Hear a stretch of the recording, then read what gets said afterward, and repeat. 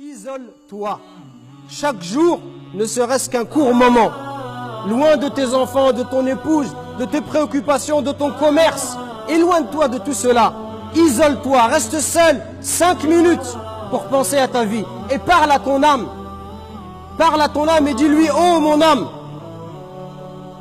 est-ce que quelqu'un est éternel dans la vie d'ici-bas?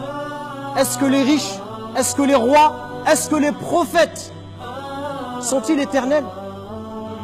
S'ils ne le sont pas, est-ce que moi je vais être éternel? Bien évidemment que non. Parce qu'aujourd'hui on vit dans une société, mes frères et sœurs, où on ne veut pas que vous pensiez.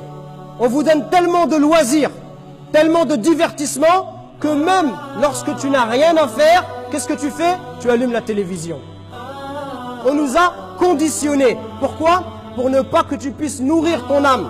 Là, tu nourris ton corps. Tu te donnes, tu nourris tes shahwas, tes passions. Tu as tellement de loisirs, les jeux vidéo, le sport, etc., les vacances, la voiture, etc., sortir les amis, les restaurants, etc., etc., etc., les voyages. Tu t'amuses, mais ton âme, elle a besoin de nourriture. Celui qui médite et qui vend de la drogue, il ne va pas se dire comme beaucoup de jeunes se disent, j'ai le temps, je vais dealer jusqu'à 30 ans et après je demanderai pardon à Allah. Celui qui médite, il va se dire, qui me garantit que je vais vivre demain? Qui me garantit de vivre jusqu'à 25 ans ou 30 ans?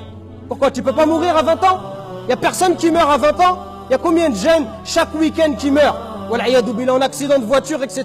Et si c'est ton tour à toi, tu vas dire quoi, Allah Azza wa Jal? Tu vas dire, Ya Allah, je voulais me repentir, je voulais revenir vers toi, mais je me suis dit que j'allais revenir vers 35 ou 40 ans. Qui t'a dit que tu allais vivre 35 ou 40 ans? Allah, il t'a donné cette garantie.